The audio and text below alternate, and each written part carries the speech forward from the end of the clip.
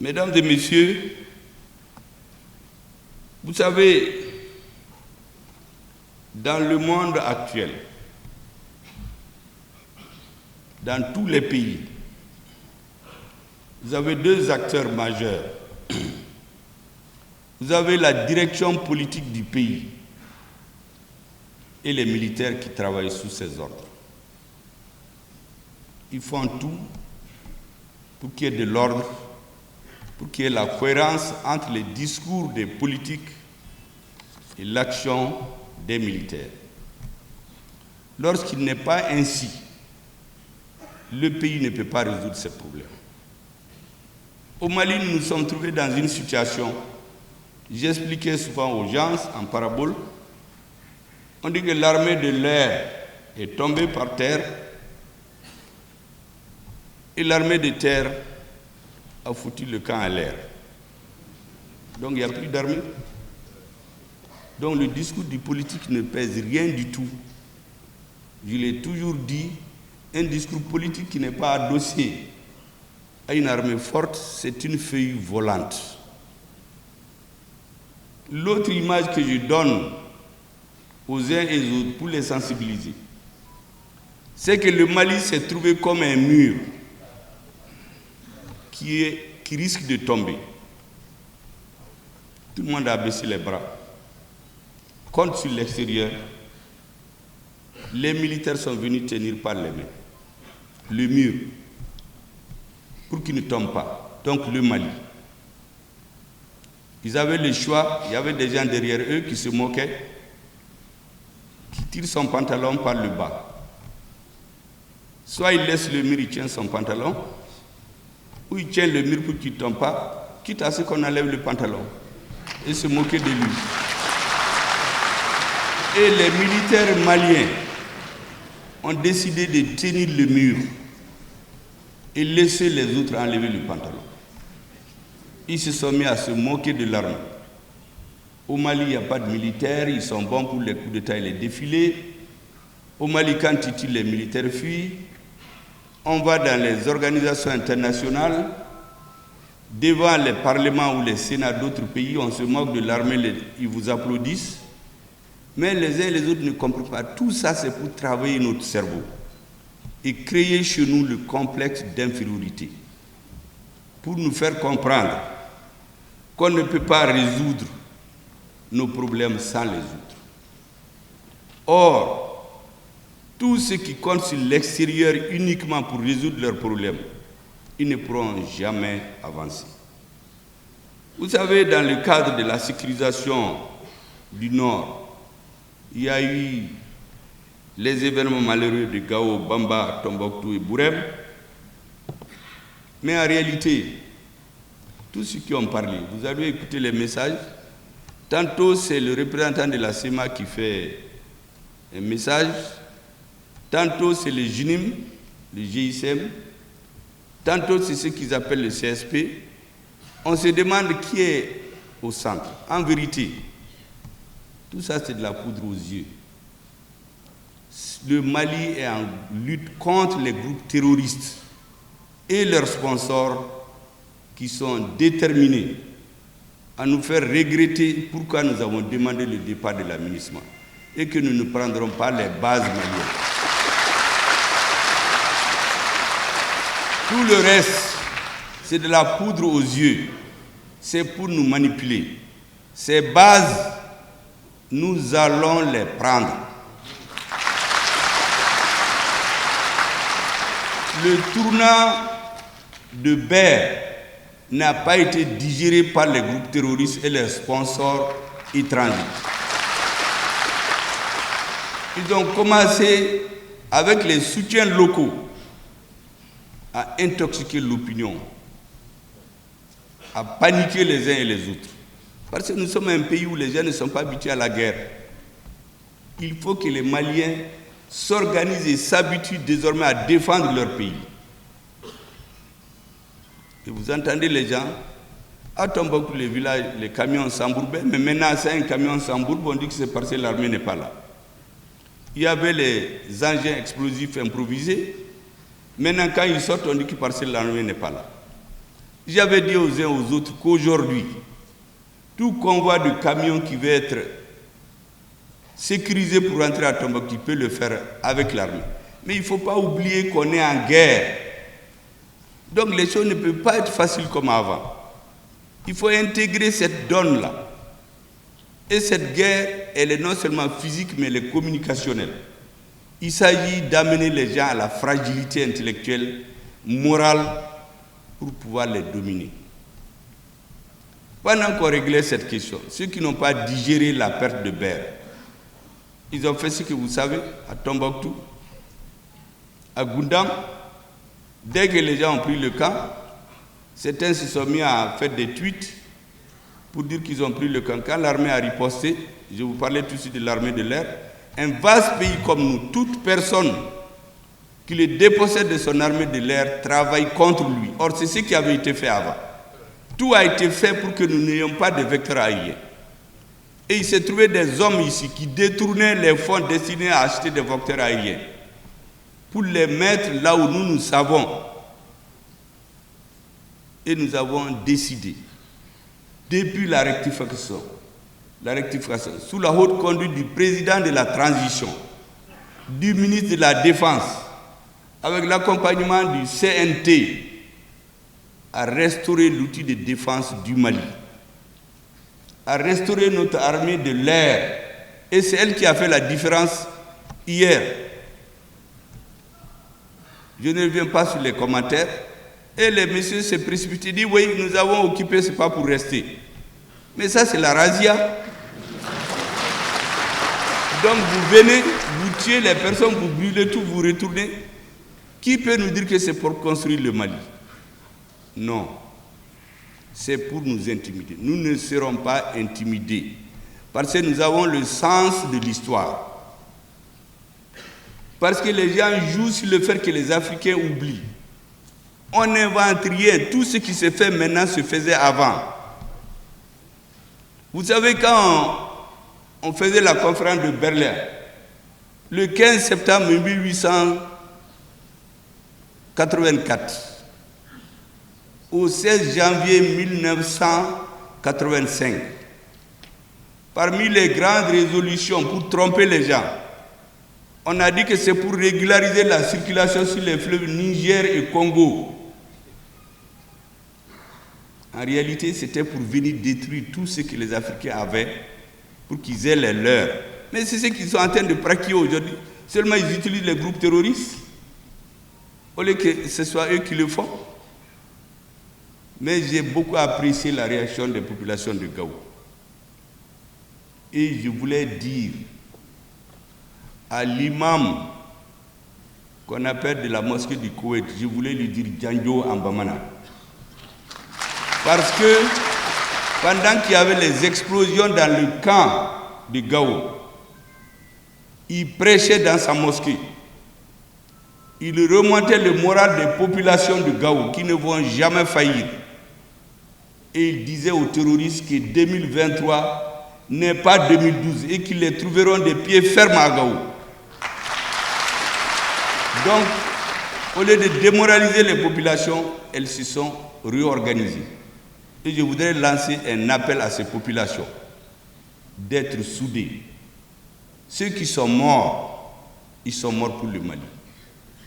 Le peuple malien n'oubliera jamais, jamais, je dis bien, tous ceux qui donnent leur vie. Un jour viendra dans ce pays-là, je l'ai dit tantôt, où les enfants, les petits-enfants, les arrière-petits-enfants de ceux qui sont morts iront dans une place dédiée pour dire qu'ils sont fiers que leur père, leur grand-père, leur arrière-grand-père a donné un jour sa vie, a été tué innocemment pour que lui aujourd'hui soit libre.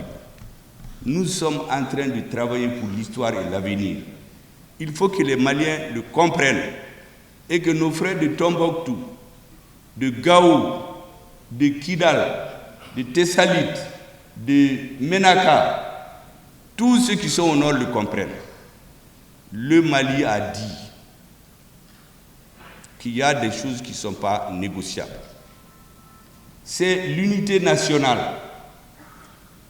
c'est l'intégrité du pays, sa souveraineté sur l'ensemble du territoire national, et la forme républicaine et laïque de l'État. En dehors de ces principes, tout le reste peut se négocier entre Maliens. Donc tous les Maliens qui ont des armes, je les appelle à déposer les armes, venez négocier avec vos frères. Tout ce qui nous pousse à nous tuer les uns les autres, c'est pour leur agenda personnel. L'autre chose que je voudrais dire aux Maliens, ne tombez jamais dans la provocation. Vous savez, la colère est toujours une mauvaise conseillère. Ne tombez pas dans les erreurs du passé. Ne vous en prenez à personne de nos frères arabes et Touaregs. Ils sont Maliens à part entière. Un Bamana est chez lui à Kidal. Un Touareg est chez lui à Bamako et à Kaï. Tous les Touaregs, tous les Arabes ne sont pas terroristes. Tous les terroristes ne sont pas Arabes ni Touaregs. J'ai dit la même chose concernant les Peuls. Tout ça, c'est pour nous embrouiller. Parce qu'ils profitent du fait qu'on ne connaît pas l'histoire. Vous savez, le 13 septembre 1898, j'ai la lettre du gouverneur. L'instruction a été donnée de détruire tous les Maliens à peau blanche, les Soudanais, les Touaregs et les Arabes. Empoisonner les puits, les champs, les tuer. Et un officier disait qu'un jour l'aviation viendra, ils pourront les éliminer tous. Ce jour-là, ces moments-là, qui les cachait, c'était les Songouis. Ils mélangeaient les animaux des Touaregs à leurs animaux. Ils les cachaient dans leurs moustiquaires. Moi, j'ai des grands-parents qui sont morts en Guinée, d'autres à Gorée. Ils ont prié leurs 15 ans. Au retour, on les a enterrés ici à Bamako. D'autres sont rentrés. Quelle était leur faute? Ils cachaient leurs frères. Quand ces mêmes messieurs, moi j'ai ces lettres-là, quand ces mêmes messieurs viennent dire aujourd'hui à des jeunes 100 ans après qu'ils viennent, ils sont leurs amis, ils ne sont l'ami de personne, ils sont l'ami de leurs intérêts. Il ne faut donc pas tomber dans la provocation. Je dis donc aux populations de Gao, de Tombouctou, du Mali. Le Mali, c'est pour les Touaregs, c'est pour les Bamana, c'est pour les Soraïs, c'est pour les Arabes. Ne tombez pas dans la provocation. Dès qu'une personne va être blessée, vous allez entendre, on va l'amplifier pour dire qu'on a éliminé tous ceux qui sont blancs chez nous. Parce qu'on veut une guerre ethnique. Vous savez, la religion et l'ethnie, quand on les touche, l'homme perd la raison. Quand on vous dit qu'on a tué votre frère à cause de sa religion ou son ethnie, vous avez tendance à vous venger.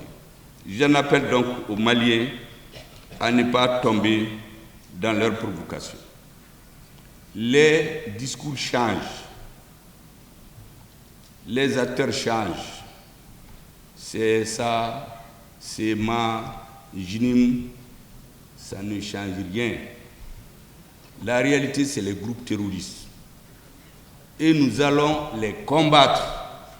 Parce qu'il ne sert à rien de reculer. Et ceux d'entre eux qui sont des Maliens, qui veulent la paix, ils viennent, on négocie. Je viens de vous dire ce qui n'est pas négociable au Mali. Le reste, que les gens soient endoctrinés, embobinés, manipulés, tout le monde tombe dans ce piège. Parce que souvent, les gens n'ont pas le sens de l'histoire. Je viens de vous en donner un exemple. Il y en a à floraison. Comment on a essayé de nous diviser par le passé. Même s'ils arrivent à créer un État au nord, ils vont aller diviser les Touaregs et les Arabes entre eux. Qui est bien, qui a le grand-père qui était leur arrière, il n'y aura jamais la paix. Parce que pendant qu'il y a la guerre, et ils vont faire les exploitations. C'est ce qui se fait dans certains pays. Il y a un pays où on a demandé le départ de l'ONU depuis 2018, mais ils sont là-bas. C'est quand le Mali a demandé le départ récemment, ils ont fait une lettre pour dire qu'ils n'ont qu'à quitter avant la fin de l'année. Avant le 31 décembre, là, c'est devenu une date en Afrique maintenant. Parce que le Mali l'a dit et on va le faire. Et pour le faire, on ne peut pas le faire sans notre armée. Et je voudrais rappeler qu'au Mali, le temps où les militaires et les civils parlaient les langages différents est terminé. Avant, je vous disais, les militaires tenaient le mur, Mali pour qu'il ne tombe pas, et il y a d'autres qui enlevaient le pantalon par derrière pour se moquer de lui. Ce temps est révolu. c'est terminé. Pendant ce temps, les autres tiennent un discours politique pour tromper les gens et leurs militaires font autre chose. Mais ils sont en combinaison. Vous savez, le commandant en chef de Barkhane, qu'est-ce qu'il a dit en novembre 2018? Il a fait un point de presse à la maison de la presse. Il dit qu'ils savent que certains des groupes qui sont avec le Mali, ils sont la nuit avec les terroristes et les jours ils sont avec le Mali. C'est lui qui le dit, le commandant en chef de Barkhane. C'est lui qui était là pour organiser la division du Mali. Il écrit ses mémoires maintenant. Comment ils ont divisé le Mali, comment ils ont manipulé les Maliens pour les diviser. Moi j'ai lu ses mémoires récemment. Ils ne vont tromper personne. Parce qu'eux, ils tiennent un discours, leurs militaires font autre chose, la nuit ils se voient pour coordonner. Qu'est-ce qui nous a été dit? Moi je vais leur répondre au tic au tac, je l'ai dit très bien. Nos militaires ne parlent pas, ils font leur travail. Mais on sait ce qu'ils veulent. Il n'y aura pas de contradiction entre nos militaires et les civils, comme ils ont l'habitude de le faire. On débourse l'argent pour acheter des avions pour les militaires. Ils s'entendent avec des civils qui prennent l'argent, ils vont déposer ça dans les banques chez eux. Ils construisent des maisons dans les pays de la sous-région. Et l'armée est en train toujours de tenir le mur. Et c'est ce même monsieur qui tire le pantalon, il se moque du militaire. Ce temps-là est révolu. Maintenant, on va parler le même langage. Quand on a mené Serval, pourquoi je vous le dis? Parce que la semaine passée, la ministre française, la première ministre, elle a été tenir un discours à l'école militaire stratégique pour expliquer que c'est à cause de leur départ qu'il y a ce qui s'est fait au Mali, entre autres. Comme s'il y a eu l'attaque du bateau parce qu'ils sont partis. Vous voyez comment on manipule les idées? Ça n'a rien à voir. Parce qu'il y a des sponsors des terroristes. C'est une façon de les sponsoriser intellectuellement. Mais les militaires qui meurent ici, les militaires de leur pays, moi je suis toutes les cérémonies d'enterrement. Il n'a jamais été dit là-bas, dans les discours officiels, qu'ils sont morts pour le Mali. On dit toujours ils sont morts pour la France. C'est ce qu'ils ont tous. Allez-y visionner toutes les cérémonies d'enterrement aux Invalides. Personne n'entend là-bas parler du Mali. Mais sur les radios et les gens pour les manipuler, on nous dit que c'est pour le Mali. Ce n'est pas vrai. Ils viennent défendre leurs intérêts. Pour nous manipuler, quand Barkhane est venu au Serval, Hollande dit, et ce que j'ai dit là c'est authentique, il dit qu'ils sont venus pour détruire le terrorisme, qu'ils sont venus pour aider à faire l'intégrité territoriale du Mali, qui sont revenus pour appliquer les résolutions des Nations Unies. Mais aujourd'hui, ce n'est pas ça. Aujourd'hui, la première ministre va et dit que c'est parce qu'ils sont partis qu'il y a ces attentes. Est-ce que vous avez entendu ces pays qui disent qu'ils sont amis du Mali, ces organisations internationales qui parlent des droits de l'homme, est-ce que vous les avez entendus après Tombouctou, Gao, Goundam, est-ce que vous les avez entendus faire un communiqué? Mais ils sont pressés de venir dire que l'armée a fait ceci, l'armée a fait cela. Mais où sont les organisations de droits de l'homme qui nous accusent? Où est-ce qu'elles sont? Il faut qu'on comprenne. Personne ne viendra faire notre pays à notre place. C'est ce que je voudrais vraiment rappeler aux Maliens. Il ne faut jamais céder à cette manipulation. Et aussi longtemps que les dirigeants vont essayer de manipuler nos Maliens par le passé, on ne l'acceptera pas. Nous allons leur répondre du tic au tac. Je dis donc à cette première ministre-là qu'elle économise ses phrases en ce qui concerne le Mali. Nous ne sommes pas concernés. Aujourd'hui, ce n'est pas comme hier. Nous parlons le même langage avec nos militaires. Nous ne sommes pas de ces gens-là. L'équipe qui dirige, quand je dis nous, la haute hiérarchie militaire, les politiques, le président et son gouvernement, le Conseil national de transition, ce n'est pas ceux-là qui tirent le pantalon pendant que l'armée tient le mur. Ils vont serrer son pantalon et l'aider à tenir le mur. C'est ça le rôle aujourd'hui. Il faut que Madame la Première ministre le comprenne et le dise à son président, qui dit que sans eux, le Mali n'aurait pas existé. Sans les Noirs, la France n'aurait pas existé. Je l'ai dit. En 1944, la capitale de la France libre, ce n'est pas Paris, c'était Brazzaville. 1944. Il faut que cette histoire-là, les Africains la connaissent. Ils essaient de nous manipuler pour créer chez nous un complexe d'infériorité. Il ne faut pas l'accepter. En tout cas, au Mali, ça n'aura pas lieu. Nous avons tout compris. Les Maliens du Nord, du Sud, les Blancs, les Noirs, les Métis, tout le monde a tout compris maintenant. Donc, ils nous laissent en paix. Et nous allons combattre les terroristes. Et l'aménagement, nous avons dit, va partir le 31 décembre. Parce que leur problème, c'est de nous créer le désordre dans notre pays pour qu'on renonce à cela. Parce qu'il avait été dit qu'on va le regretter. Les Maliens ne vont pas le regretter. Il n'y a pas de prix pour la restauration de la dignité et la souveraineté du peuple malien. Il y a un coût à payer. Ce coût est humain, ce coût est financier et matériel. Nous allons le payer pour que les enfants, les arrière-petits-enfants soient fiers d'eux qu'on les respecte. Il n'y a aucune nation dans l'histoire qui n'a pas fait ce sacrifice-là à un moment donné de son histoire. Ils veulent amener les Africains toujours à refuser de payer les sacrifices nécessaires. Nous allons les payer et recouvrir notre autonomie grâce à une direction éclairée, à des soldats braves et une direction politique qui sait là où est-ce qu'elle va. Ils ne vont plus créer l'amalgame chez nous. C'est pour cela que les derniers déploiements militaires pour nous intimider dans 3 pays africains, j'ai dit aux Africains de faire attention. Ces déploiements militaires ont 4 objectifs, mais les Africains ne voient qu'un, c'est-à-dire les préparer pour attaquer dans le cadre des mesures de la CEDEAO. L'objectif, en fait, c'est de disloquer la CEDEAO. Imaginez-vous un pays duquel part une guerre contre un pays de la CEDEAO, il ne peut plus y avoir de CEDEAO encore. Donc le premier objectif, c'est la dislocation de la CEDEAO. Le deuxième, c'est intimider les pouvoirs politiques dans ces pays-là, en réalité. C'est leur dire, il faut faire attention, on est là, c'est nous qui assurons votre sécurité. Si nous quittons, les militaires vont vous renverser. Donc collez-nous à nous et faites ce qu'on veut. Si vous voulez être sauvé, parce qu'il y en a eu au Mali, au Burkina et ailleurs, donc votre sécurité est dans nos mains. Deuxième chose, c'est pour dire aux militaires de ces pays-là, si vous faites un coup d'État, nous on va intervenir. On est là, on est venu pour ça, pour intimider la hiérarchie militaire. Et le quatrième objectif, c'est intimider les peuples.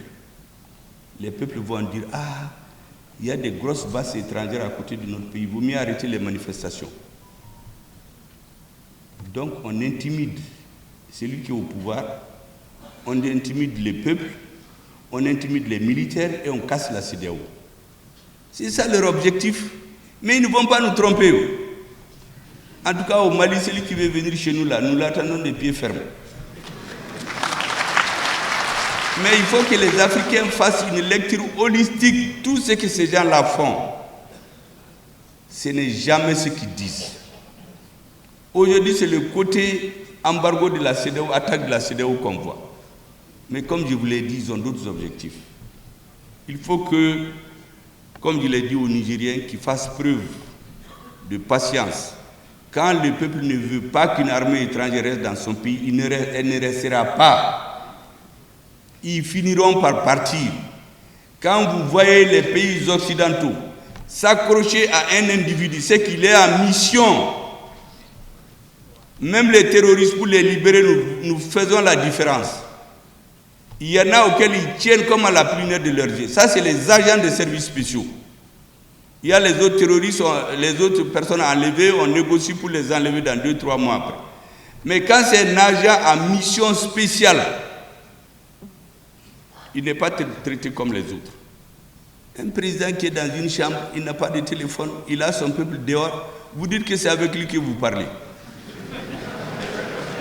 Et qu'il est le seul qui peut avoir une légitimité. Que vous ne pouvez pas parler avec des pouvoirs non légitimes. Mais qui détermine la légitimité? C'est le peuple. Ce n'est pas un discours transmis par les ondes radio qui détermine la légitimité d'un président. ou venir essayer de bosser les gens en disant qu'il appartient à une minorité ethnique. C'est pourquoi on l'a renversé. Ça n'a rien à voir. Vous savez, pour casser la Libye, il y a quelqu'un qui a écrit, moi j'ai lu son livre, il dit qu'ils ont envoyé des gens pour chercher des gens prêts à trahir leur nation. Quand ils ont trouvé les traîtres, ils ont commencé à travailler avec eux. C'est comme ça qu'ils ont organisé la chute de la Libye. Et dans notre histoire, tous les grands empires ont chuté quand il y a eu un traître dans la cour. Le dernier qui est tombé le 13 septembre 1591, l'Empire Songhai, c'est parce qu'il y avait un traître dans la cour. Sinon, ce n'était pas un problème de Touareg d'Arabes. Au contraire, il y avait un contingent qui allait jusqu'au Maroc, c'était des Arabes, c'était des Touaregs. Mais quand il y a eu un traître dans la cour, il a organisé la chute. Donc on cherche des dirigeants traîtres, des hommes politiques traîtres, des gens qui trompent leur pays, ils tiennent un discours, ils font autre chose. Ils sabotent leur armée, ils démoralisent les militaires. Et personne ne peut devenir militaire. Moi j'étais au Président aujourd'hui, je leur ai dit que bientôt il y aura un surplus, un surcroît de candidats là-bas. Parce que tous les jeunes veulent être militaires, maintenant ils sont fiers de leur armée. Mais hier c'est les hommes politiques qui sabotaient l'armée. Nous avons dépassé cela. Et enfin, je voudrais du fond du cœur remercier vraiment la Fédération de Russie. À l'heure actuelle, c'est notre allié stratégique dans les circonstances difficiles. Souvent même les Africains ne nous soutiennent pas. La Russie nous soutient. Nous avons levé l'embargo, le soutien. La Russie nous a fait un soutien multiforme. Le soutien à la levée du régime des sanctions récemment. C'est le veto de la Russie qui a permis de le lever. Et il y a beaucoup de Maliens, dont des Touaregs, des Arabes, qui avaient refusé de faire le jeu de certains pays. On a tout fait pour les inscrire sur ce régime de sanctions. Ce régime-là a foutu le camp à l'air maintenant. Et ces citoyens doivent cela à l'État malien. Le président de la transition a parlé en personne avec le président Poutine. Personne ne va nous sanctionner ici. Pourtant, ils n'ont pas dit que c'est des hommes de couleur. Les gens qu'ils ont sanctionnés au Mali, il y en a, ce sont des Arabes, d'autres c'est des Touaregs. Ils ont fait pourquoi? Parce qu'ils ont refusé de faire leur jeu. S'ils avaient fait leur jeu, là, ils n'allaient pas les mettre sur cette liste-là. Nous devons comprendre. Nous sommes les mêmes. Il n'y a pas de politique qui vaille en dehors des intérêts de la population. Si vraiment notre peuple comprend ça, c'est l'essentiel. Tout le reste, nous allons perdre des batailles encore, parce que la guerre n'est pas finie. Mais nous gagnerons la guerre. Parce que notre combat est juste. Parce que notre peuple est déterminé. Parce qu'il se tient debout comme un homme. Parce que notre armée est requinquée à bloc aujourd'hui. Parce que les Maliens ont le sens de l'histoire. Si quelques-uns n'en ont pas, ceux qui en ont vont le leur donner et ils vont se lever comme un seul homme. Et personne ne va nous tromper. Je demande donc aux populations du Nord beaucoup de résilience, beaucoup de compréhension. Tout discours qui tend à diviser les Maliens fait le jeu des terroristes. Il y a beaucoup d'enjeux. Aujourd'hui, la guerre n'est pas seulement physique, elle est communicationnelle. C'est une guerre d'intelligence, mais aussi de courage. Dans l'histoire, aussi longtemps que vous remontez, les peuples qui gagnent les guerres, c'est les peuples qui se battent pour leurs droits et qui n'ont jamais cédé. Ceux qui refusent de céder et qui ont raison, ceux qui vont gagner. C'est pourquoi le peuple malien ne cédera pas, l'armée ne cédera pas, les politiques ne céderont pas et le peuple va gagner cette guerre-là. Vraiment, je vous remercie, c'est ce que je voulais dire avant de continuer. Et donc, pour terminer, je voudrais réitérer mes remerciements à tous nos partenaires techniques et financiers. Le gouvernement du Mali vous invite à vous faire l'écho dans vos pays et institutions respectifs de l'engagement de l'État du Mali pour la coopération internationale, respectueuse de la souveraineté du Mali, de l'indépendance, de la justice, de la solidarité, de la paix et de la prospérité de notre nation et des autres nations. C'est sur cette note d'optimisme que je déclare ouvert les travaux des États généraux sur l'entretien routier.